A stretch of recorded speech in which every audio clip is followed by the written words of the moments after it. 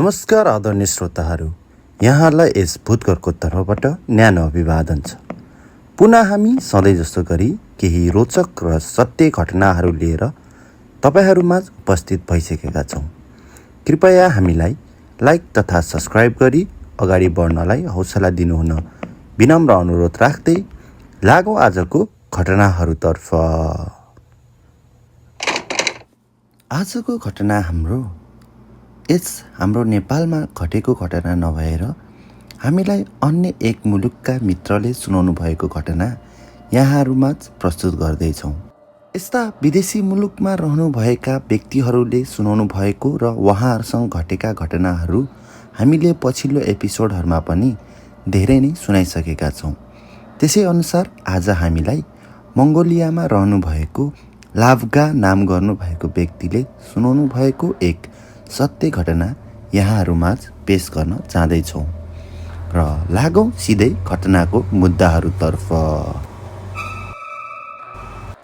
मेरो नाम लाभगा र मेरो घर हाल उलमबटरमा। तर हामी उलमबटरमा बसे तापनि हामी हाम्रो देशको जुनै पनि ठाउँमा बेला बखतमा घुम्न जाने गर्दछौँ। यो कुरा आजभन्दा करिब 10-12 वर्ष अगाडिको कुरा हो। त्यस बेलामा म साइप्रस भएर फर्केर आफ्नो देशमा आएको थिएँ। करिब साइप्रसमा मैले 4-4.5 वर्ष बिताए लगत्तै मङ्गोलिया फर्केर आएको थिएँ र मङ्गोलियामा आए लगत्तै हामी र मेरो परिवार सँगसँगै साथीभाइ हामीहरू नजिकै क्याम्पिङ जाम भनेर क्याम्पिङ जाने तयारीमा लागेका थियौँ र त्यस बेलामा हामी क्याम्पिङ जाने भनेर बकुल्थ भन्ने जङ्गलमा लागेका थियौँ। त्यो जङ्गल यति घना थियो कि त्यसको वरपर घुम्नै मात्र पनि करिब आधा दिनै लाग्थ्यो। तर हामी त्यसकै एक छेउ किनारलाई आफ्नो वासस्थान बनाएर त्यहाँ हाम्रो क्याम्पिङ गर्दै थियौँ। यसरी क्याम्पिङ गर्दै र मासुहरू पोलेर पकाएर खाँदै गर्दा अचानक हामी मध्येकै साथीहरूले लहन त एकछिन जङ्गलतिर घुमेर आम भनेर कुरा राख्यो र यो पनि भनिदिउँ कि हाम्रो मङ्गोलियामा घोडाको मासु खाने निकै नै लोकप्रिय परिकार हो। केही हुनाले हामीले पनि एउटा सिङ्गै घोडा काटिराखेर मासु बनाएर पोलेर कतै उसिनेर र विभिन्न परिकार बनाएर खाँदै रक्सीसँग पिउँदै खाँदै रमाइलो गर्दै थियौँ।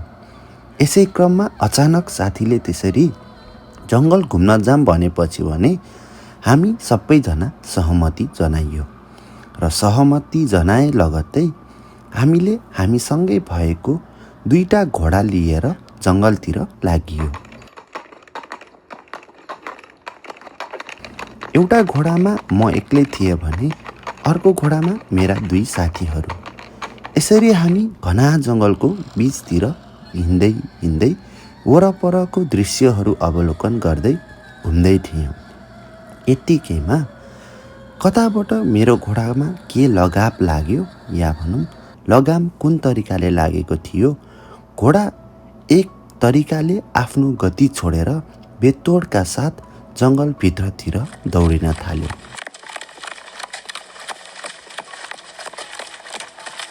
तर मेरा साथीहरू मभन्दा केही पर भएका हुनाले उनीहरूले मेरो घोडा अगाडि बढेको कुनै पनि चाल पाएनछन् र यसरी मेरो घोडा अगाडि बढेको चाल नपाएपछि मेरो पछि आउने त कुरै भएन।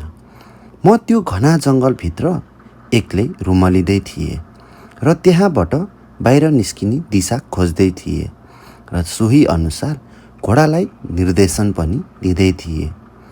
तर त्यो घना जङ्गलमा जब मैले मेरो घोडालाई एक दिशातर्फ निर्देशन दिन्थेँ तब त्यो घोडा निकै नै आनाकानी गर्दै अर्को दिशातिर मात्रै मोडिन खोज्थ्यो।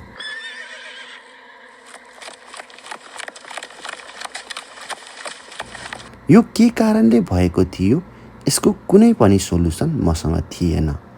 तर पनि म भित्री जङ्गलमा एक्लै रुमलिन चाहन्न थिएँ।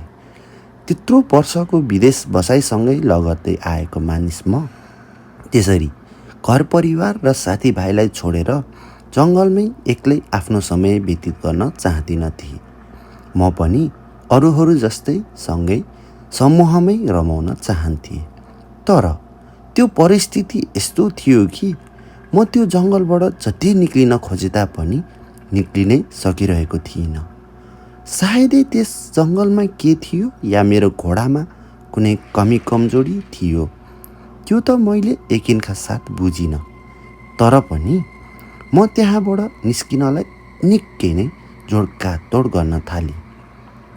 त्यस उल्थ भन्ने ठाउँमा रहेको त्यस बकुल्थ जङ्गलमा लगभग म 1 घन्टा जति रुमलिएँ र रुमलिए लगत्तै मेरो घोडा लगभग मैले अब त बाहिर आउने बेला भयो होला भन्ने बेलामा त मैले जुन स्थानबाट घोडालाई बाहिर निकाल्न कोसिस गर्दै थिएँ, 1 घन्टा घुमफिर गरे लगत्तै फेरि त्यही ठाउँमा पो फर्केर आएछु।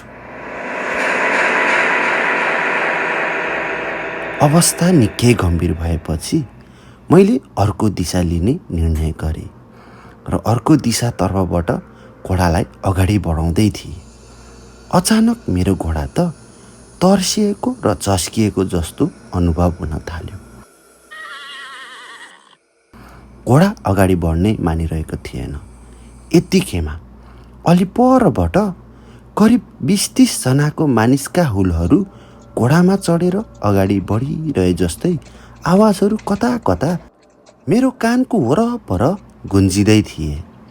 मानौ ती मानिसहरू निकै नै भारी भड्कम सामान बोकेर कतै गइराखेको जसरी आवाजहरू आउँदै थिए।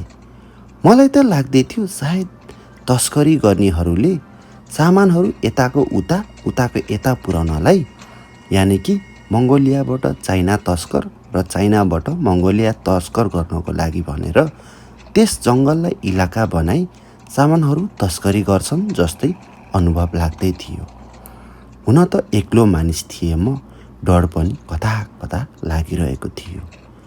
तर त्यो आवाज आए लगत्तै मेरो घोडा निकै तर्सिँदै अगाडि बढ्नै खोजिरहेको थिएन।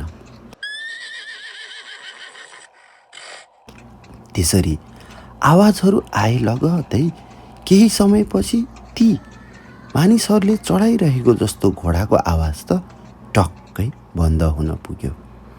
यसरी बन्द भए लगत्तै म र मेरो घोडा केही पाइला अगाडि बढियो र केही पाइला अगाडि बढे लगत्तै अचानक त्यहाँ त निकै नै चिसो अनुभव हुन थालिसकेको थियो।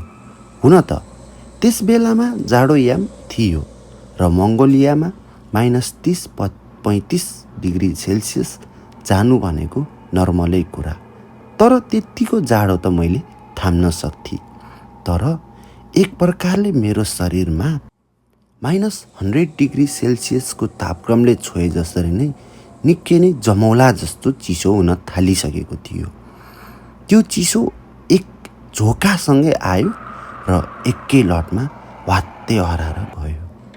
मानौ कसैले मलाई डिप फ्रिजभित्र हालेर फत्तै बाहिर निकालिदिएको जस्तो अनुभव हुँदै थियो। त्यसै लगत्तै हामी अगाडि बढ्दै जाँदा अब त बाहिर निस्किने ठाउँ आइपुग्यो होला भन्ने बेलामा त अचानक मैले देख्छु कि आँखा अगाडि विभिन्न प्रकारका आकृतिहरू वरपर मेरो घोडा र मलाई एउटा सर्कल बनाएर घुमिरहे जस्ता देखिँदै थिए र ती सर्कल बनाएर घुमिरहेका जस्ता मधुरा मधुरा मानिस हो या कुनै जनावर जस्ता छायाहरू, ती छायाहरूको लगतै वरपर कसैले घोडामा आफ्नो एक हातमा तरवाल बोकेर हामीलाई नै हेर्दै वरपर घुमिरहे जस्ता देखिरहेका थिए। त्यो अवशेष र त्यो दृश्य यस्तो थियो मानौ मलाई कसैले बन्दी बनाएर कतै लाँदैछ जस्तो लागिरहेको थियो।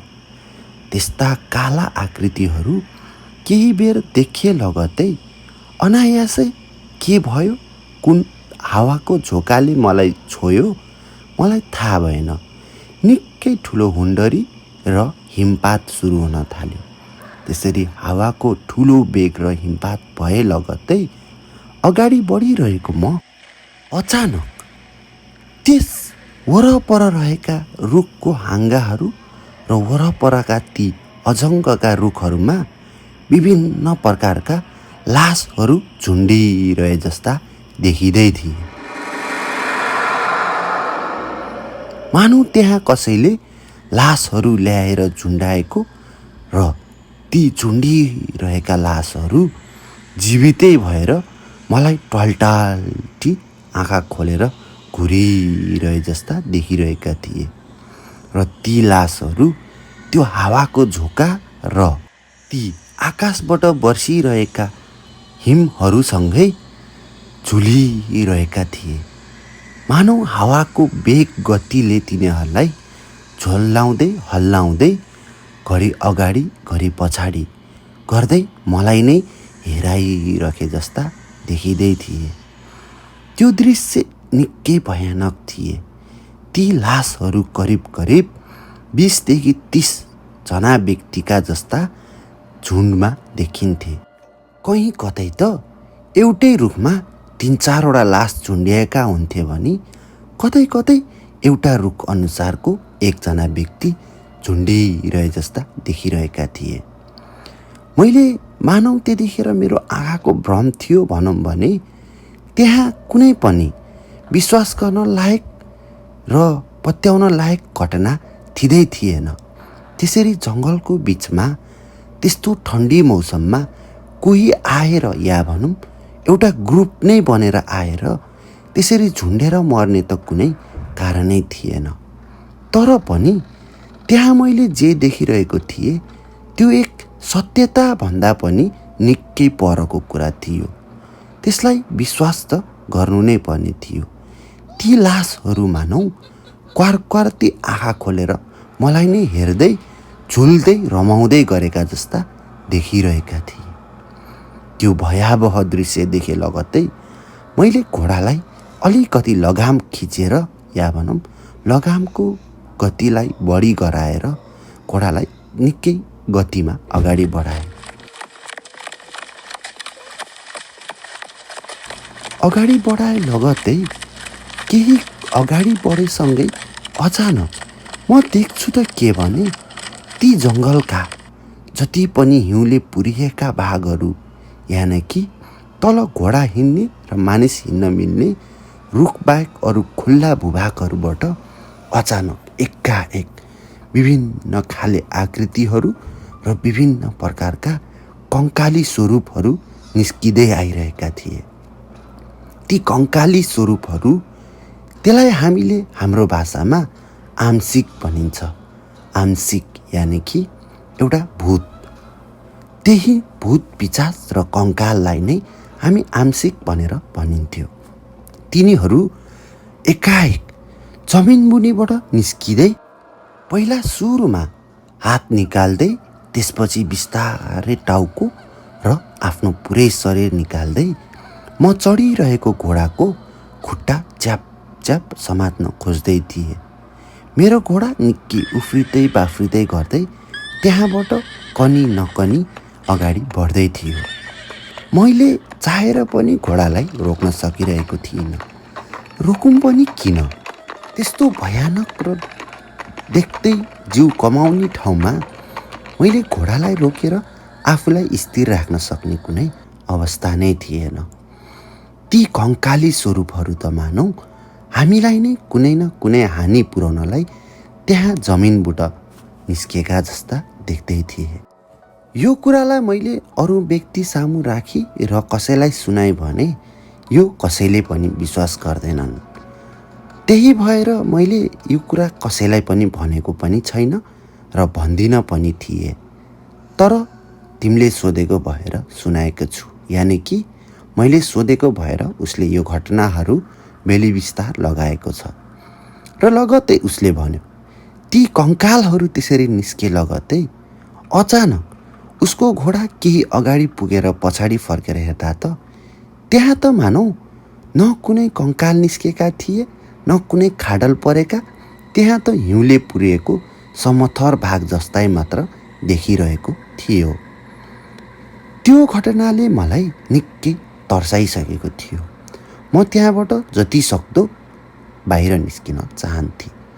मलाई मेरो क्याम्पिङ भएको ठाउँमा पनि जाने कुनै रहरै जागेको थिएन, किनकि मलाई मात्र एउटै इच्छा थियो कि म त्यो जङ्गलबाट निस्किएर हाइवे हुँदै आफ्नो वासस्थानसम्म जान सकूँ। बस मेरो दिमागमा अब यति नै बाँकी थियो। अचानक केही कदम अगाडि गएपछि त म देख्छु विभिन्न प्रकारका पोसाक लगाएर अनेकौँ हात हतियार भिरेर बसेका जस्ता दर्जनौँ या भनौँ सयौँ त के भनौँ हजारौँ सैनिकहरू बसेर वरपर मेरै प्रतीक्षा गरे जस्ता देख्दै थिए। त्यो घना जङ्गलमा पुरै रुखलाई र त्यो जङ्गलको भूभागलाई नै छेकेर सैनिकहरू मलाई नै कुरिरहेका जस्ता देखिँदै थिए।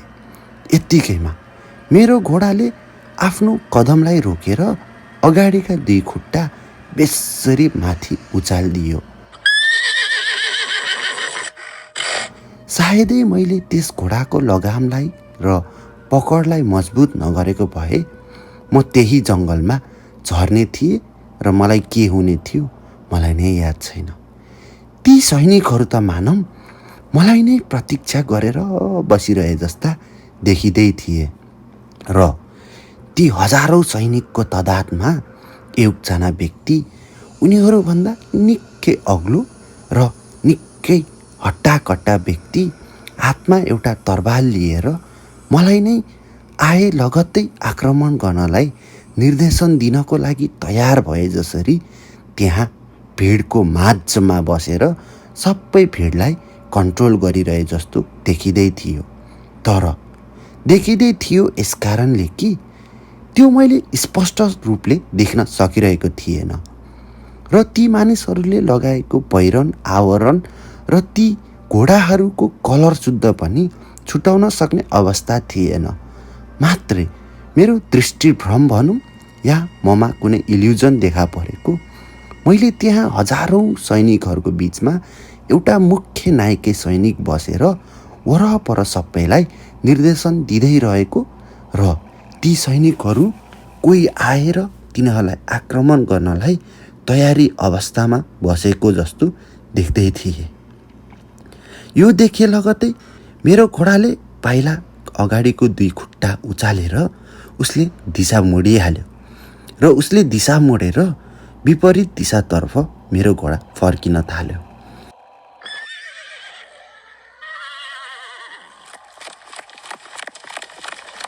त्यस बखतमा मैले अचानक मेरो आँखालाई भ्रम भएको हो या त्यो हिमपातको कारणले मेरो आँखामा कुनै चिसोले गरेर मेरो परेलाहरू जमेर मैले त्यस्तो दृश्य देखी भनेर मैले मेरो दुबै आँखालाई मजाले पुसेर र तातो बनाएर पछाडि हेर्छु त पछाडि अझै पनि मैले त्यही दृश्य देखिरहेको थिएँ। दृश्य निकै भयानक थियो।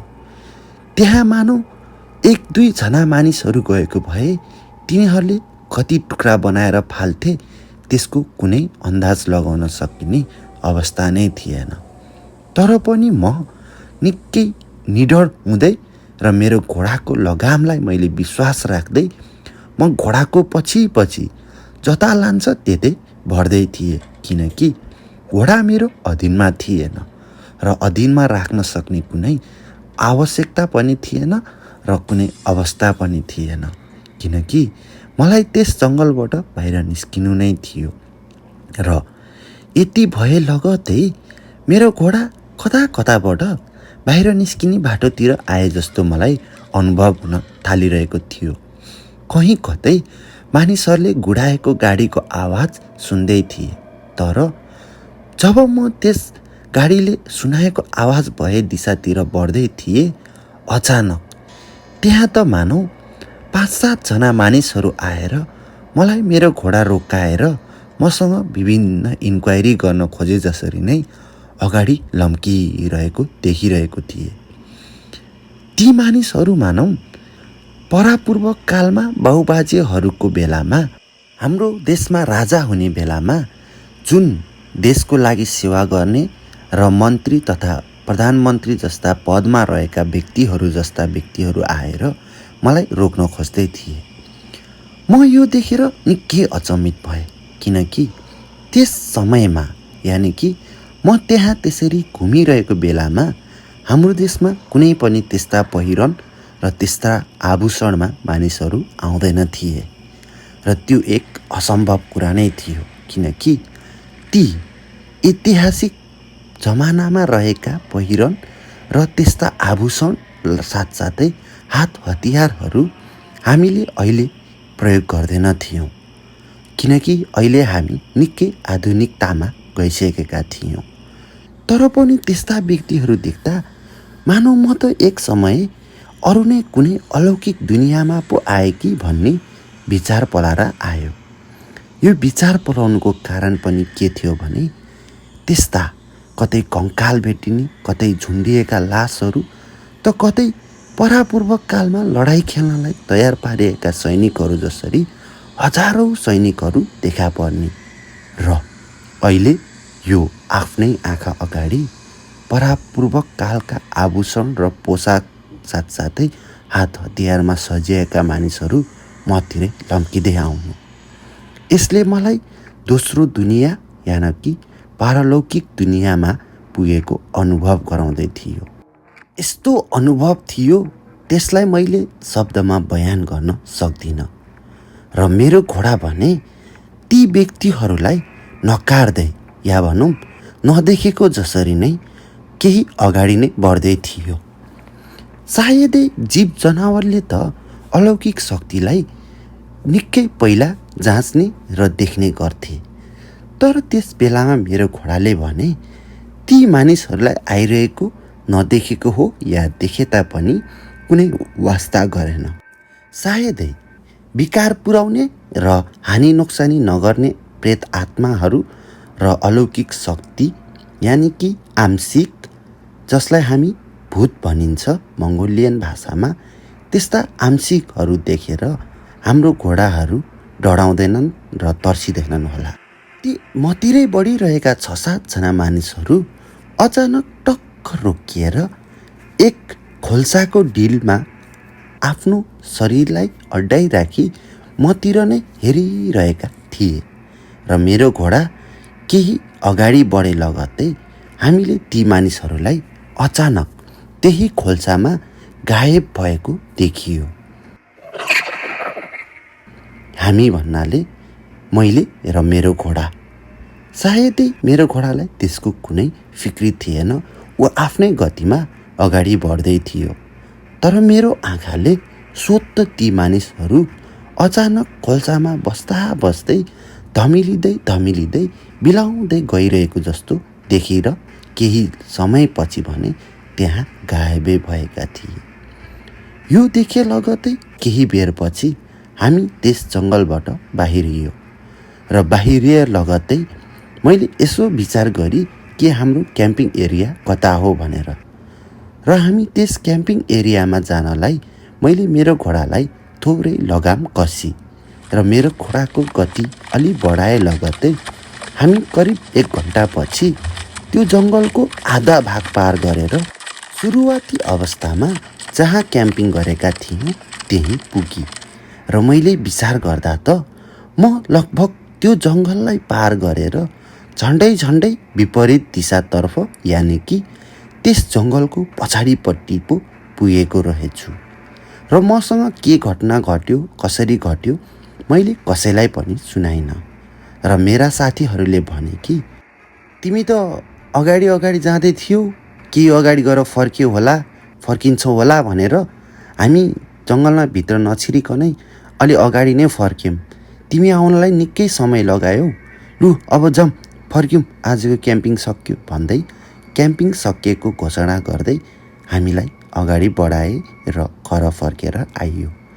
तर जुन घटना घटेको थियो त्यसले मेरो मनस्थितिमा र दिमागमा निकै असर पारेको थियो। कति समय त म बिरामी भएँ। करिब 1 महिनाको बिरामी पछि उत्रे लगत्तै मैले छानबिन र सोच विचार गरेर वरपरका आफूभन्दा उमेर बढी भएका पाका व्यक्तिहरू र इतिहास सम्बन्धी अध्ययन गर्ने व्यक्तिहरूसँग सोधखोज र जानकारी गरेँ र त्यस उल्थ भन्ने ठाउँमा रहेको बकउल्थ जङ्गलमा गएर मैले के कति जानकारी पाउन सक्छु भयभरको व्यक्तिहरूसँग सोधखोज गरेँ र अन्तिममा मैले यही बुझेँ कि परापूर्वक कालमा जब हाम्रो जङ्गिज खान हुनुहुन्थ्यो, हाम्रो महासम्राट जङ्गिज खानको शव कहाँ छ र कुन ठाउँमा छ कुनै पनि व्यक्तिलाई आज पनि जानकार छैन। तर हाम्रै मङ्गोलियन इतिहासकारहरू र जाने बुझेका बुढा व्यक्तिहरूको भनाइअनुसार त्यस बकउल्थ भन्ने जङ्गलमा जङ्गिज खानको लासलाई गाडिएको थियो रे र त्यस लासलाई गाडे लगत्तै ऊ सँगसँगै सयौँको र हजारौँको तादादमा सैनिकहरू पनि लगिएको थियो रे र ती सम्पूर्ण सैनिकहरूलाई सबैले मारिदिराखेर यानि कि त्यस सैनिकसँगै गएका लिडरहरूले तिनीहरूलाई मारेर उनीहरू पनि त्यहाँ झुन्डिएर मरेका थिए रे र जति पनि बाँकी जानकार र ठुलाठाला व्यक्तिहरू थिए ती सबैले आफैले आफ्नै आत्महत्या गरेर मरेका थिए रे र त्यस बेलामा त्यस जङ्गिज खानको लासलाई कहाँ लगेर गाडियो र कुन ठाउँमा त्यसको लास छ भन्ने आजसम्म पनि कुनै इतिहासकार र कुनै पनि जानकार व्यक्तिले यकिनका साथ भन्न सक्दैनन्। मेरो त यो एउटा सानो परिकल्पना मात्रै थियो, यानि कि सानो गेसिङ। सायद मैले त्यस जङ्गिज खानलाई गाडिएको स्थानमा पाइला राखेका भएका हुनाले मलाई त्यहाँका अलौकिक शक्तिहरू र विभिन्न विकारात्मक शक्तिहरूले रोक्न खोजेको र अगाडि बढ्न नदिएको जस्तो मलाई भान भएको थियो। सायदै मैले देखेको ती कङ्काल लासहरू, ती हजारौँको सङ्ख्यामा सैनिकहरू र केही बुद्धिजीवी र ठुला पदमा रहेका जस्ता व्यक्तिहरू देख्नु र मेरो घोडा बारम्बार जति पट बाहिर निस्किन खोज्दा पनि त्यही सुरुवाती अवस्थामै आइपुग्नु एउटा संयोग मात्र नभएर मलाई कुनै न कुनै अलौकिक घटनाले नै त्यस्तो गराएको जस्तो लागिरहेको थियो र यो कुनै भ्रम पनि थिएन। यो मसँगै घटेको एक सत्य घटना हो।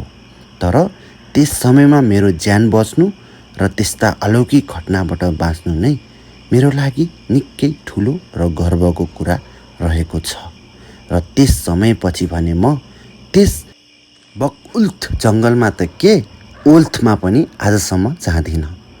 म उलमबटरबाट अनेकौँ ठाउँमा जान्छु, तर त्यस ओल्थ भन्ने ठाउँमा रहेको बकउल्थ जङ्गलमा आजसम्म पनि फेरि फर्केर गएको छैन। हस् त श्रोताहरू, यो हामीलाई सुनाउनु भएको मङ्गोलियन साथीले लाभगाजीले सुनाउनु भएको सत्य घटना तपाईँहरूलाई कस्तो लाग्यो र यो घटना तपाईँहरूलाई कस्तो लाग्छ हामीलाई तल कमेन्ट बक्समा प्रतिक्रिया गरिदिनुहोला, यानि कि हामीलाई कमेन्ट लेखेर पठाइदिनुहोला र तपाईँहरूलाई आंशिक बनेको मङ्गोलियन शब्दमा भूत भनेर पनि जानकारी भयो होला। मैले पनि पहिलोपटक जानकारी पाएको र मलाई कमेन्ट बक्समा कतिपय साथीहरूले यो सत्य घटना नै हो र भनेर प्रश्न अवश्य राख्नुहुन्छ, थाहा छ मलाई। कतिपय घटना लेखेर आउँछन्, कतिपय विभिन्न स्रोतबाट आउँछन्। त्यही भएर यो घटना चाहिँ मैले खुद आफैले इन्टरभ्यू लिँदै र सोध्दै गरेको हुनाले कतिपय ठाउँ र जङ्गलहरूको यताउति कुराहरू चाहिँ मैले प्रनाउन्सिएसन राम्रो गर्न सकेको छैन होला। यसको लागि थोरै परिचयात्मक र तपाईँहरूलाई जानकारीमूलक तरिकाले मैले सानो क्लिप राखिदिएको छु र यो क्लिप सुन्नुहोस् र सत्य घटनाको विस्तृत जानकारी चाहिँ यति नै हो र यो सत्य घटना नै हो भन्दै आजको लागि बिदा माग्दछौँ। तपाईँहरूको दिन सदैव सुखद रहोस्, तपाईँहरू सदैव खुसी रहनुहोस्। हस् त, धन्यवाद। 엄청 큰 거, 이거보다 제일 큰 거. 있어. 여러 가지 동물도 있은 거 있어? 있어. 어디? 여기 저기 이렇게 많아. 이름. 옷. 올트. 그리고 옷. 옷. old. 응. 그리고 먹도 옷. 먹톨드. 옷. old. 먹월드. 옷. 옷. 옷. 옷 아니고 옷. old. 어. old. 먹월드. 먹 아니야. 먹. 먹. 먹 old. 또 있어. 아스타타운 먹. 아타타운 먹. 먹 많아. 근데 저기 에브리스트보다 안 높아. 알아 그건. 그거 에브레스트 제일 근데 높은 거. 오다 가면 엄청 높아. 근데 도로 없어. 차 올 수 없어. 그냥 말 타고 올라가 아니면 걸어가요. 그거밖에 할 수 없어. 차 도로 없어. Ghost. Ghost 뭐라고 해? I'm sick. I'm sick. I'm sick. 어이 잉글리시 사람 똑같은데 I am sick.